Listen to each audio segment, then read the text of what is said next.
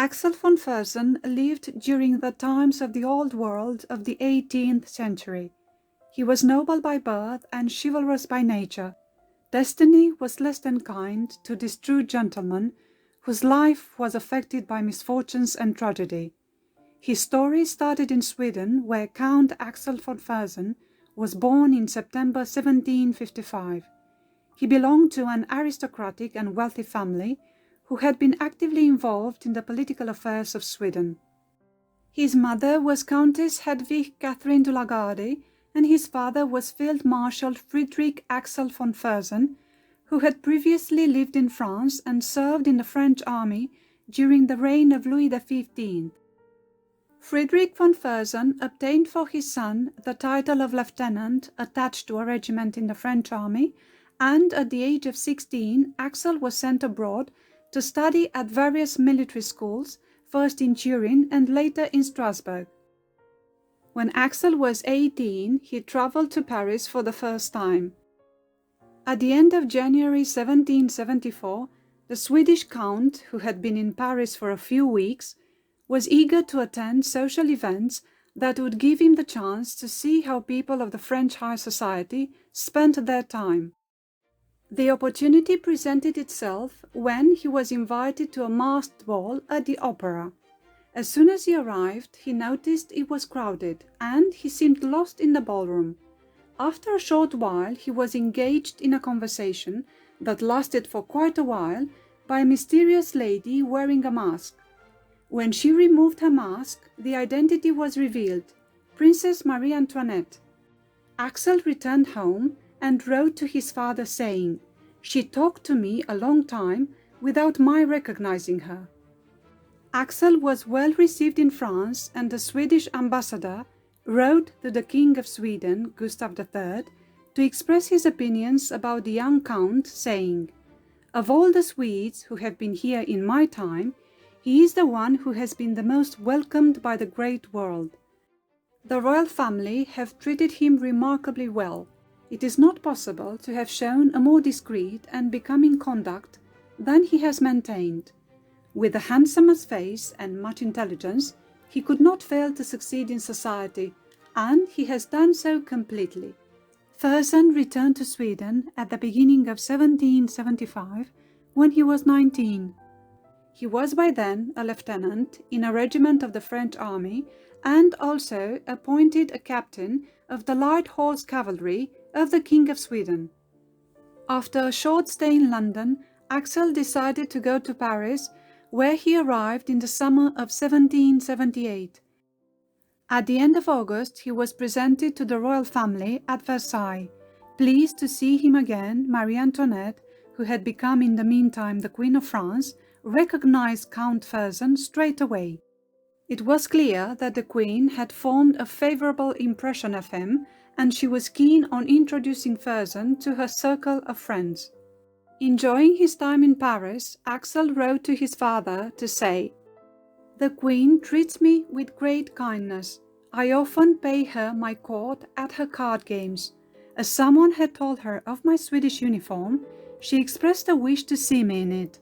I am to go Thursday thus dressed, not to court, but to the Queen's apartments. She is the most amiable princess that I know." Soon the young foreigner became the Queen's favorite, and the courtiers started talking about it. Axel was obviously touched by the attention he was receiving from the Queen, and he actually fell in love with her. It seemed that the feeling was mutual, but Axel chose to hide it from her. The Queen's attention to Fersen did not pass unnoticed, and the Swedish ambassador in France hastened to write to Gustav III saying, "The young Count Fersen has been so well received by the Queen that this has given umbrage to several persons. I own that I cannot help thinking that she had a liking for him. I have seen too many indications to doubt it." The conduct of the young Count has been admirable on this occasion for its modesty and its reserve, but above all in the decision he made to go to America. By thus departing, he avoided all dangers, but it needed evidently a firmness beyond his years to surmount that seduction. The Queen's eyes could not leave him during the last days, and they often filled with tears. Eager to take part in the American War of Independence, Fersen decided to join the war effort. At the age of 24, he was appointed aide-de-camp to General Rochambeau, who would be commanding the expeditionary regiments of the French army. During his years spent in America, Fersen proved his bravery and his sense of duty, and in October 1781 he took part in the military operations that led to the British losing the Battle of Yorktown, strengthening the cause for the American independence. After the war, he was rewarded for his bravery by George Washington, and he returned to France in 1783.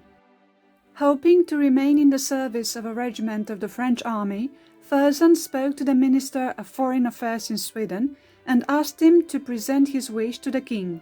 The king approved, and Fersen was overjoyed at the news. He wrote to his sister Sophie, saying, "Indeed, I am so happy that I can hardly believe it. I have more than one reason for that. I will tell you when we meet." Gustav III wrote to Louis XVI to say how proud he was of Fersen, recommending him for the position of colonel in the French army. In September that year, King Louis appointed Fersen as colonel in charge of the Royal Swedish Regiment with its garrison at Valenciennes. Axel would be dividing his time between Sweden and France with the full support of Gustav III, who wished to maintain a strong alliance between the two countries. By that time, Axel was 28 years old. His father was urging him to get married, and he brought up the name of Mademoiselle Necker as a possible match for Axel. When he started making excuses to avoid getting married, his father found a rich English lady as a prospective wife for his son. However, Axel did whatever he could to frustrate his father's plans, and he wrote a letter to his sister saying, "I trust that no one will try to find another bride for me. I have made up my mind never to contract conjugal ties. I cannot give myself to the only woman I desire, to the only woman who really loves me. Therefore, I will give myself to no one."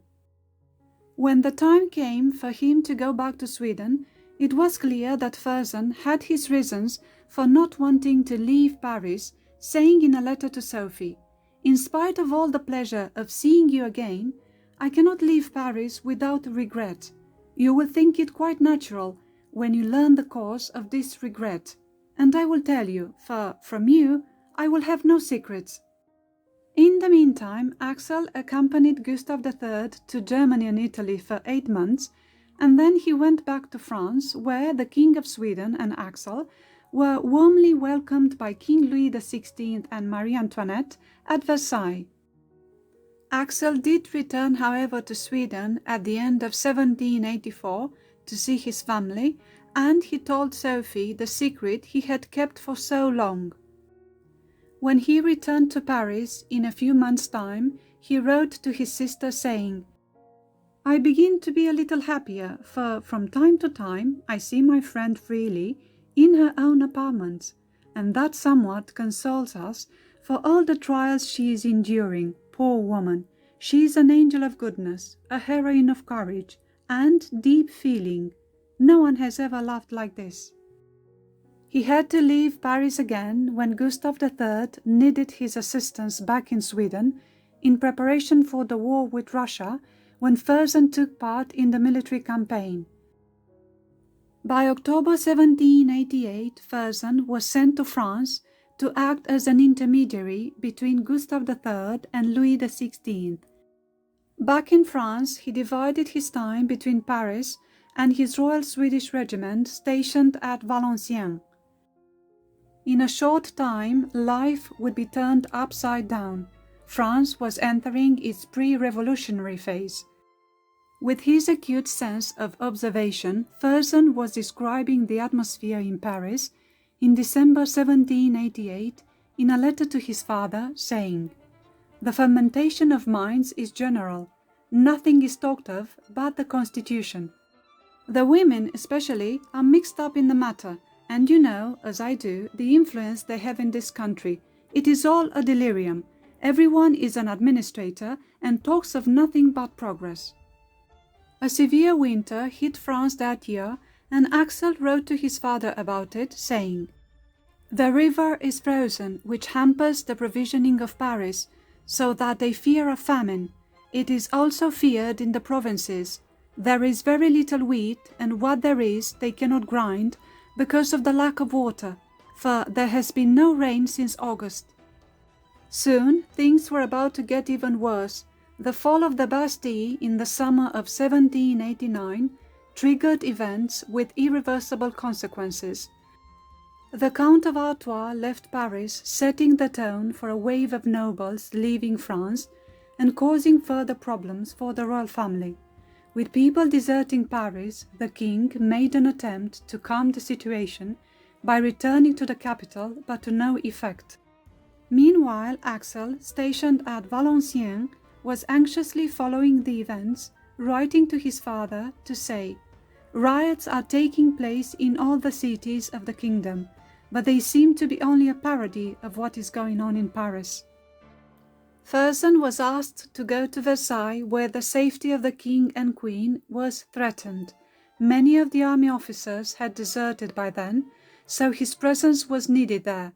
At the beginning of October 1789, the people of Paris had one target in mind: reaching Versailles. They wanted to see the queen, and they shouted their demands. Fersen was there by the queen's side, following her everywhere to ensure her safety. The popular movement was growing, and the troops were called in to disperse the mob. With great difficulty, the crowd was eventually calmed down when the Queen appeared on the balcony with Lafayette, trying to defuse the explosive situation. Shortly after that, the royal family left Versailles and went to the Tuileries in Paris. Fersen stayed with the Queen, guiding and protecting her and the royal family. Towards the end of the year, he had to return to Valenciennes, where his Royal Swedish Regiment was caught up in a skirmish.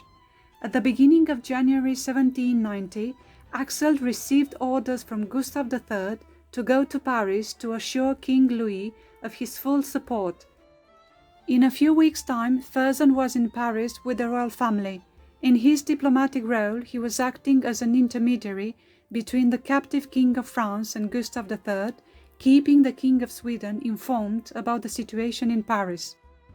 Fersen settled in Paris, not far from the Tuileries, to be able to offer constant support and protection to Marie Antoinette. Soon, Paris was in a state of agitation and chaos. Axel described the political uncertain situation in a letter to his father, saying, "What a frightful situation this fine kingdom is in! No force within, and no respect without. It is null in the political system of Europe. Within, it is in complete anarchy. All bonds are dissolved. There is no obedience to laws, no respect for religion, which does not exist except in name. The provinces are more in a ferment than ever, and the king is a prisoner in Paris. His position, but above all that of the queen, who feels much more keenly than he does, is dreadful." With the political situation changing rapidly by the end of that year, it was becoming clear that the king had to decide what to do next. Being loyal to the king and the queen, Fersen wrote to his father to say, "I should be vile and ungrateful if I abandon them now, when they can do nothing more for me, and while I have still the hope of being useful to them." He became their secretary and their trusted friend who advised them and wrote letters on their behalf. He was the link between the Tuileries and the outside world. Fersen was part of a group of a few still devoted people to the king, alongside Marquis de Buy, the Lieutenant General of the king's armies, Baron de Breteuil, and Count Massy Argenteur, who was in Brussels. By March 1791, the king realized that the political situation was extremely difficult and asked Fersen for his opinion on the matter. Fersen presented his views, judging that the king had two options, saying, "One is to undertake nothing, before having formed alliances and obtained from the different powers all necessary help, in men as well as money. The other is to leave Paris, waiting only to be assured of the goodwill of the foreign powers and to obtain the necessary money to pay the troops for 2 or 3 months, by which time a loan can be made in Switzerland. After explaining the advantages and disadvantages of those options, with emphasis that the second option was dangerous and unpredictable, the king chose the second one, to leave Paris, with the intention to deliver a proclamation to the country once he reached a place of safety. By April, the plan for the royal family to escape from Paris was taking shape. The King of Sweden was determined to make it work and sent a letter to Fersen expressing his full support for such an attempt to be made. Fersen arranged for a carriage to be made for the journey. He liaised with the General Dubuis at Metz to ensure full support of his troops and place guards at different stages of the journey. He obtained passports for the royal family, he checked the planned route, and at the beginning of May he wrote to Marquis Dubuis to say, "The most essential thing is the safety of the flight. The escort should be scattered along the route. One shudders in thinking of the horrors that might happen if they were betrayed and arrested." Fersen was clearly worried and anxious about the risk involved in such a mission. The driving carriage was delivered by the beginning of June, and Fersen kept it in the courtyard of his house in Paris. He made sure it was sturdy enough for the journey, and one day he drove the 6-horse-drawn carriage at full speed through the streets of Paris. Fersen kept the Queen up to date with the developments, and the date for the flight was set. He told the Queen that he had found a way of bypassing the National Guards and getting into the Tuileries. It was a risky thing to do, but Fersen had courage and his devotion for the Queen was boundless. Before leaving, the last things were checked, and Fersen spoke to the King and the Queen one more time. He said, "I asked what he wished to do. Both answered me that there was no hesitation. They must go on. We agreed if they were stopped, I must go to Brussels and act for them." On leaving me, the King said, "Monsieur de Fersen, whatever may happen to me, I shall never forget what you have done for me." The Queen wept much. With the date set for Monday, the 20th of June at midnight, the royal family escaped from the palace unnoticed. Fersen, dressed in the costume of a hackney coachman, drove the carriage as fast as he could, and when they reached Bondy, they separated. As early as 6 o'clock in the morning on the 22nd of June, Fersen was writing to his father saying, "The King and the whole family left Paris safely on the 20th at midnight. I drove them to the first relay. God grant that the rest of their journey may have been as fortunate. I shall continue my way along the frontier to join the King at Montmédy if he is so fortunate as to get there." Well, things were not that fortunate. During the journey, the King, who was increasingly confident about the success of the flight, got out of the carriage at some point, which led to him being recognized, and the royal family was subsequently stopped at 16 leagues from the border and taken back to Paris. In the meantime, Fersen, who was on his way to Montmédy, found out what had happened. The King had been recognized, the troops hadn't done their job properly, and the mission did not succeed. On his way to Brussels to send a letter from Louis XVI to Leopold II, the brother of Marie Antoinette, to ask him to take steps to help his sister and the King of France, Fersen wrote to his father saying, "All is lost, my dear father, and I am in despair. The King was stopped at Varennes. Judge of my grief and pity me."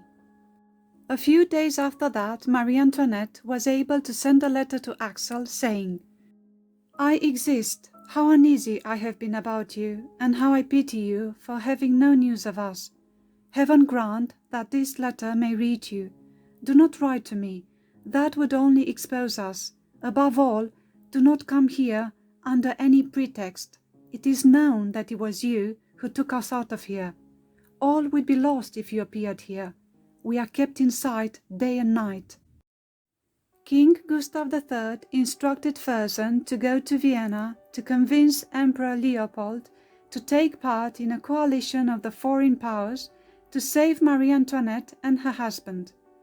After seeing the emperor, Fersen said, "He did not ask me for the details of the king and queen leaving Paris. In fact, he talked much and listened little.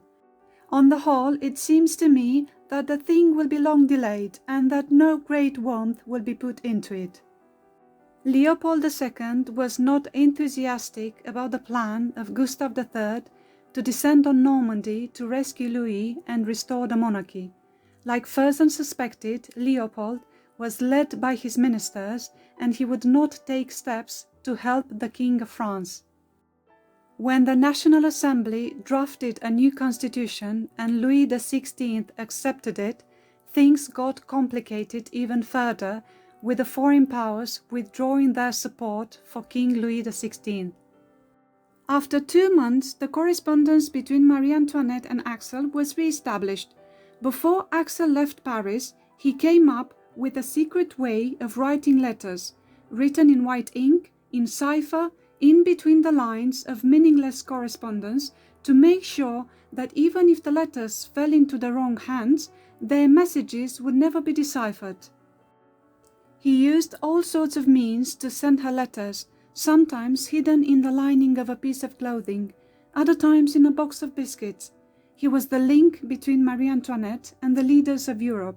He was telling her what to put in the letters and to whom they should be addressed. Living in Brussels among the French nobles who had left France, Fersen did not let himself discouraged when he became a target of malicious gossip. He wrote to Marie Antoinette saying, "They blame my conduct and say that I act from ambition only, and that I have ruined you and the king. They are right. I have had ambition, to serve you, and all my life I shall regret that I did not succeed. I wanted to show others that one can be attached to persons like you without any selfish interests." Meantime, Gustav III was still determined to rescue the royal family and came up with a new plan for them to leave France. The plan was obviously difficult to achieve.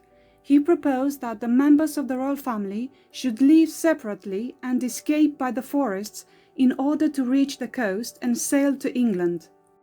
The King of Sweden disclosed his new plan to Fersen, who expressed his agreement to try again to rescue the royal family. He was more than happy to risk his life for that. In November, he wrote to Marie Antoinette to say that he would like to go to Paris to see them. Worried about the implications of such an incredible attempt, she refused to agree to that, but he persisted and wrote back to convince her that he would be taking all the necessary measures to ensure he would not be recognized. In January 1792, she agreed that Axel could go to Paris. He left Brussels on the 11th of February, and in 2 days' time he was in Paris. He traveled using fake names, wearing a big wig and keeping a low profile.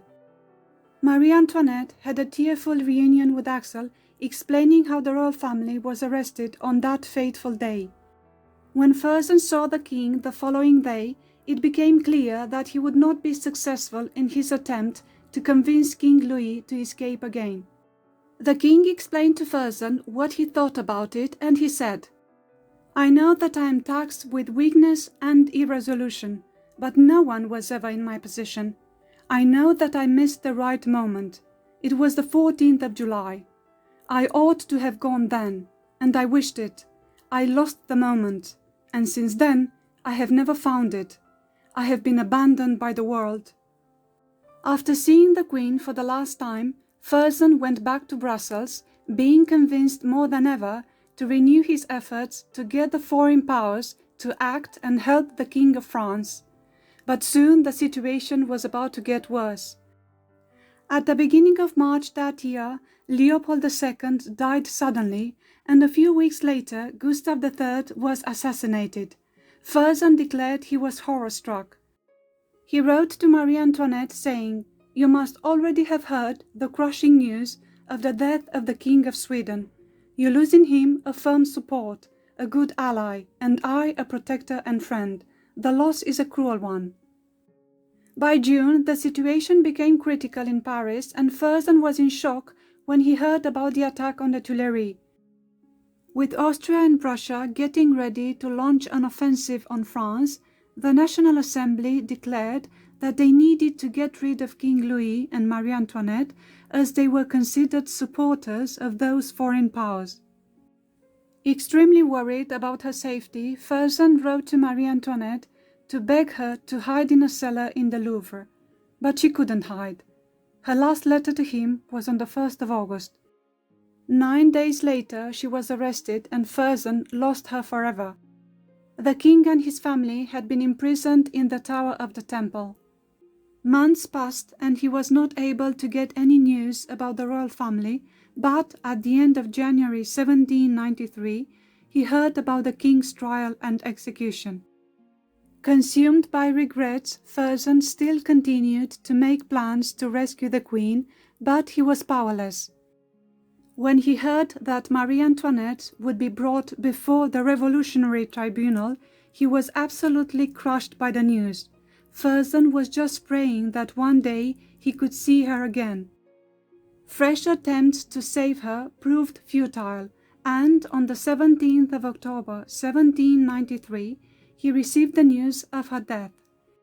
The only solace he found was writing to his sister about his grief, saying, "The state I am in, only you can conceive. I have lost everything in the world. She lives no longer. My cup is full to the brim, and I don't know how I am to live and bear my sorrow. All is over for me." A few months passed, and Fersen also lost his father, who died in the spring of 1794. He was unable to go back to Sweden straight away. His last mission was to go and meet the brothers of Louis XVI and deliver the last wishes of Marie Antoinette. Worried about her brother, Sophie wrote to ask how Fersen was doing, and he responded by saying, "I do not tell you of my plans. I have none. I feel incapable of making them. Her children still are a cause of anxiety to me. Their fate torments me." When Madame Royale was released from prison, Fersen rushed to Vienna to see her and offer his support and words of comfort for the ordeal she had gone through. After that, Fersen went to Sweden, where he was made Grand Marshal of Sweden once Gustav IV Adolf was proclaimed king. He had cordial relations with the new king, who was the son of Gustav III. Fersen hoped that one day he would be able to avenge the death of Marie Antoinette, but that was denied to him. In 1809, Gustav IV was forced to abdicate and Fersen became once again demoralized. The political situation in Sweden was becoming complicated. Charles XIII, the new king of Sweden, did not have any children, so he adopted Prince Christian of Holstein-Augustenburg to secure the future of the throne of Sweden. When the crown prince died suddenly in May 1810, while reviewing military troops, it was alleged that he had been poisoned by the party that wanted to impose Prince Gustav as ruler of Sweden. Fersen, siding with that political party, became the target of baseless accusations. It was rumored that both Count von Fersen and his sister Sophie were involved in the death of Prince Christian. Fersen was forewarned of a plot against him. Even King Charles XIII was aware that a revolt was brewing, but it was his chance to get rid of Count Fersen, and the king was happy with that. The king had given his tacit support for such an attempt to be made, given his dislike of Fersen, who supported Gustav, Prince of Vasa, as the future heir to the throne of Sweden. He was, after all, the grandson of Gustav III. On the 20th of June 1810, the day of the funeral of Prince Christian, Fersen took part at the funeral procession in Stockholm. He was targeted by a furious mob who attacked him under the eyes of the authorities and the army generals, who turned their backs on Fersen. His carriage, which was advancing ahead of the hearse, was attacked, and Fersen was badly hurt. The rioters dragged Fersen out of his carriage, and they started beating and kicking him. He was barely able to release himself from their hands, and he sought refuge in a cafe, but the rioters managed to break into the building. He was dragged back out into the streets, where the mob carried on their attack on Curzon. They didn't stop until they left him dead in the street. Curzon died being entirely innocent of any wrongdoing, and the people responsible for his death were never brought to justice. An unforgettable story of love and heartbreak was the story of Axel von Curzon, a devoted knight who tried to save the woman he loved, who happened to be the Queen of France. His greatest happiness would have been to die for Marie Antoinette in order to rescue her, but that happiness was ultimately refused to him.